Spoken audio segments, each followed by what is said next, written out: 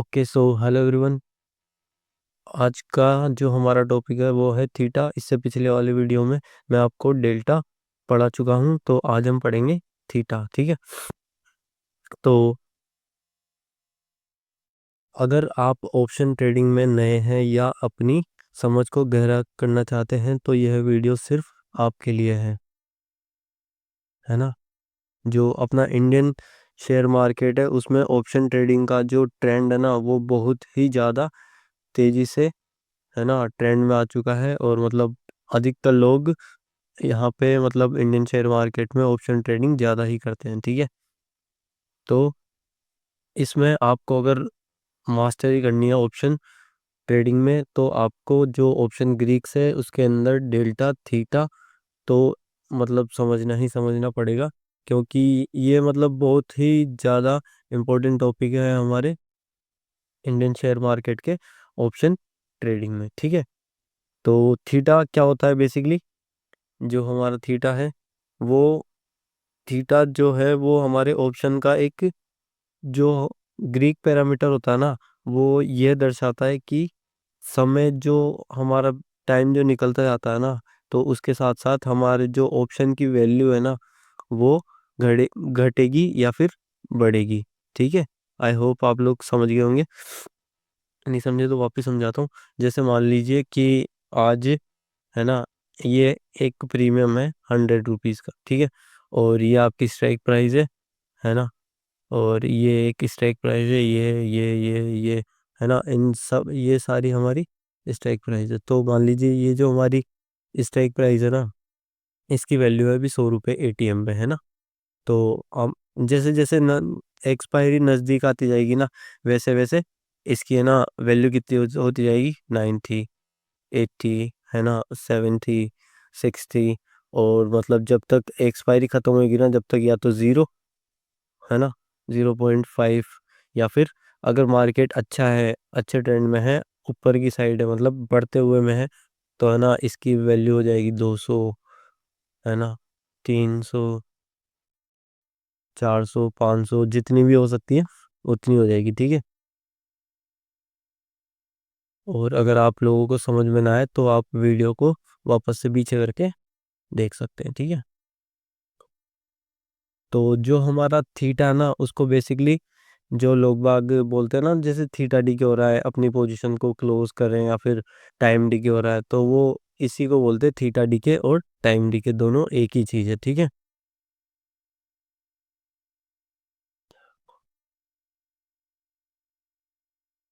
जो हमारा मतलब ऑप्शन जो होता है ना उसकी एक लिमिटेड टाइम एक्सपायरी होती है। जैसा आपको पता है कि अभी पहले वो वीकली एक्सपायरी चलती थी तो लोग बाग मतलब हीरो जीरो बहुत ज़्यादा करते थे।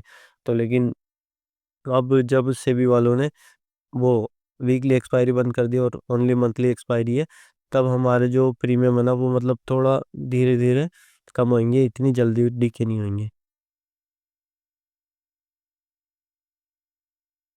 तो जैसे मैंने अभी बताया कि जैसे जैसे हमारा ये जो स्ट्राइक प्राइस है जैसे जैसे हमारी जो एक्सपायरी है वो इसके पास में आएगी ना है ना।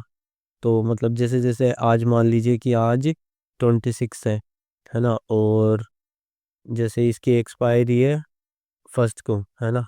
तो जैसे जैसे है ना मतलब दिन निकलता जाएगा टाइम बढ़ता जाएगा ना 27 है ना 28। तो जो इस स्ट्राइक की जो वैल्यू है ना जैसे 100 रुपीज़ है तो वो धीरे धीरे मतलब टाइम के साथ कम होती जाएगी। 26 को थी 100 है ना, 27 को हो गई 90, और फिर 28 को हो गई 70 ऐसे। ठीक है, आई होप आप लोग समझ रहे होंगे। तो बस इसे ही थीटा डी के बोलते हैं है ना।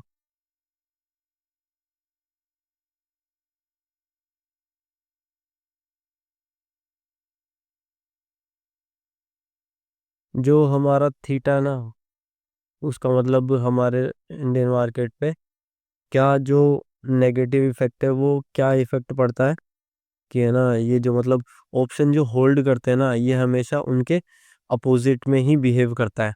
ठीक है, जैसे मान लीजिए अभी यहाँ पे एक ऑप्शन बायर है ना, ध्यान से सुनिएगा मेरी बात। जैसे मान लीजिए अभी आप ऑप्शन बायर है मार्केट बढ़ रहा है ना और आपने होल्ड कर रखा है। अब यहाँ तक तो मार्केट बढ़ गया, आपने यहाँ तक होल्ड भी कर लिया, है ना। लेकिन इसके बाद है ना, जब मार्केट जैसे ही यहाँ पे साइडवेज जोन में चला गया ना, तो यहाँ पे जो आपका थीटा है ना, वो डीके हो गया, आपका प्रीमियम भी साथ में डीके हो ही जाएगा। और आपको जो जहाँ पे 5-6 हज़ार का प्रॉफिट चल रहा था ना, वहाँ पे आपको 2 हज़ार 2.5 हज़ार का ही प्रॉफिट शो होएगा, ठीक है। तो ये जो थीटा है ना, हमेशा मतलब ऑप्शन बायर के अपोजिट साइड में ही मूव करता है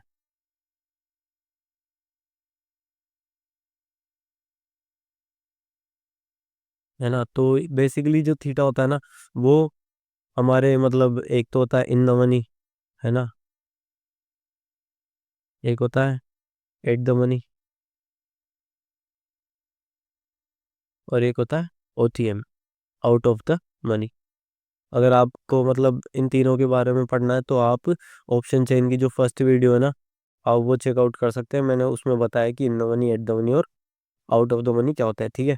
तो जो थीटा होता है ना, वो इन द मनी पे कैसे इफेक्ट करता है, एट द मनी पे कैसे इफेक्ट करता है, और आउट ऑफ द मनी पे कैसे इफेक्ट करता है ना। तो जैसे मान लेते हैं कि जो हमारा है ना, ये है ओटीएम, है ना। तो इस पे जैसे मान लेते हैं कि 1 घंटे का है ना, अगर मार्केट है ना 1 घंटे के लिए साइडवेज गया ना, और तो जो हमारे ओटीएम की जो वैल्यू थी 50, है ना, तो वो ऑलमोस्ट है ना 10 के आसपास रह जाएगी, ठीक है। और जो एटीएम है ना, वो अगर मार्केट 1 घंटे के लिए साइडवेज गया, और जैसे मान लेते हैं एटीएम की वैल्यू कितनी थी, 100, है ना, तो इसकी वैल्यू कितनी रह जाएगी, ऑलमोस्ट 70, ठीक है। और जो इन द मनी है ना, उसकी वैल्यू कितनी थी, 200 रुपये, है ना। तो जैसे ही अगर 1 घंटे के लिए मार्केट साइडवेज जाता है ना, तो इसकी है ना मतलब इस पे इतना इफेक्ट नहीं पड़ता थीटा दिखेगा। तो इस पे है ना मतलब ये रह जाएगी लास्ट कितनी, 190, 180, 185 लास्ट, इससे इससे कम नहीं होगा, क्योंकि मतलब है ना, जो थीटा है ना, वो इन द मनी पे, डीप इन द मनी पे बहुत ही कम इफेक्ट पड़ता है, ठीक है।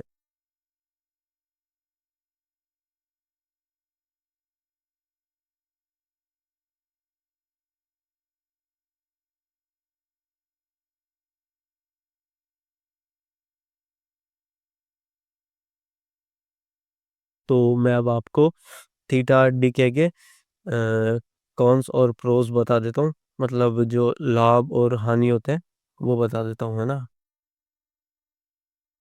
तो जो थीटा डी के होता है ना, वो ऑप्शन बायर के लिए तो है ना, ऑप्शन बायर के लिए तो मतलब बहुत ही खराब होता है, ठीक है। और जो ऑप्शन सेलर होता है ना, उनके लिए तो ऐसे समझ लो बेस्ट फ्रेंड के जैसे होता है। बेस्ट बेस्ट फ्रेंड जैसे बेनिफिट देता है ना मैं, वैसे ही ये जो थीटा है ना, वो ऑप्शन सेलर्स को बेनिफिट देता है, ठीक है।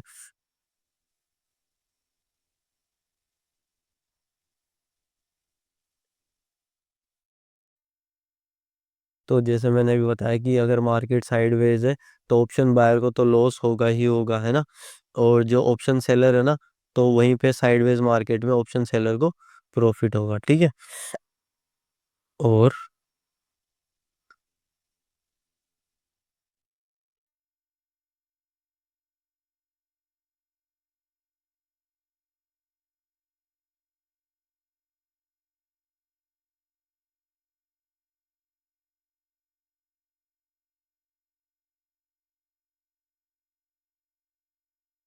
तो थीटा डीके से मतलब बचने का जो एक ओनली वे है ना, तो वो क्या होता है कि मतलब आपने जैसे ही अगर पोजीशन बना ली ना, तो लास्ट उसको है ना 5 से 10 मिनट के अंदर अंदर उससे आपको एग्जिट करना ही पड़ेगा, ठीक है।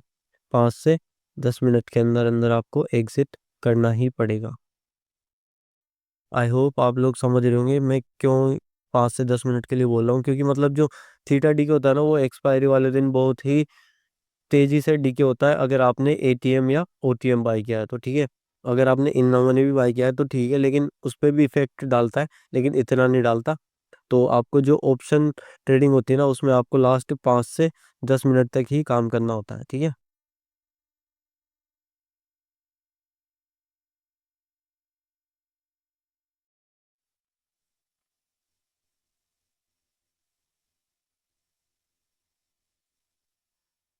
तो है ना मतलब जैसे ही अगर थीटा जल्दी डीके हो रहा है ना, तो उसके लिए है ना आपको अपनी पोजीशन जो साइज होती है ना, पोजीशन साइजिंग, वो कम रखनी होती है है ना। और जो आपका स्टॉप लॉस होता है ना, वो हमेशा प्लेस रखना होता है।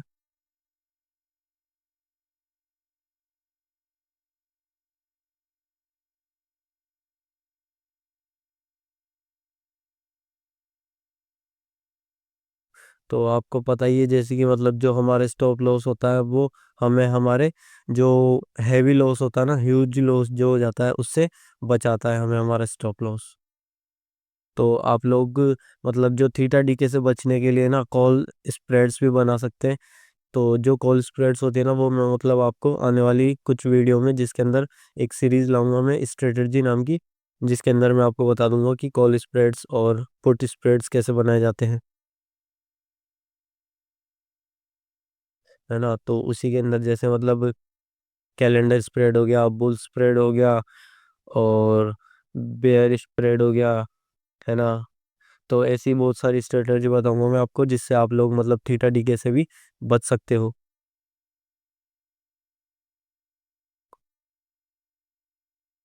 है ना। तो मतलब जो थीटा होता है ना वो ऑप्शन ट्रेडिंग के साथ साथ है ना, जो स्टॉक्स के जो ऑप्शन होते हैं ना, जिन जिन स्टॉक्स में मतलब आपने देखा होगा कि किसी किसी शेयर में है ना ऑप्शन चेन होती है ना, उनके भी ऑप्शंस जो होते हैं ना उनमें भी मतलब जो डेल्टा थीटा गामा है ना वो मतलब उन पे भी काम करते हैं, उन पे भी अप्लाई होते हैं, है ना। उन पे जो स्टॉक्स की जो एक्सपायरी होती है ना वो 1 मंथ की होती है, और जो हमारी ऑप्शंस की होती है ना वो पहले होती थी 1 वीक की, लेकिन अब इससे भी ने 1 मंथ की कर दी है, आप लोगों को पता ही होगा।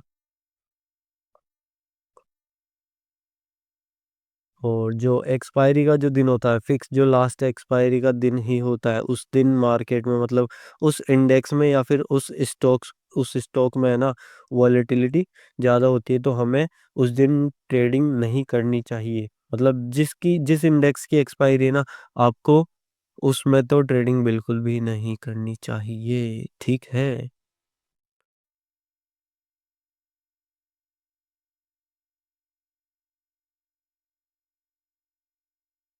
तो आपको बेसिकली कुछ भी ध्यान में रखने से पहले आपको बस इतना ही ध्यान में रखना है कि जो थीटा होता है ना वो ऑप्शन ट्रेडिंग में मतलब थीटा का जो सबसे बड़ा एनिमी होता है ना वो ओनली टाइम ही होता है। तो इसलिए हमेशा अपनी पोजीशंस का ध्यान रखें और उन पर नज़र बनाए रखें, एसएल लगाएं।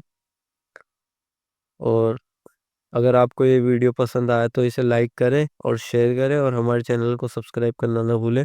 हम आगे भी ऐसे ही इम्पोर्टेंट वीडियोस लाते रहेंगे आपके लिए। Thanks for watching.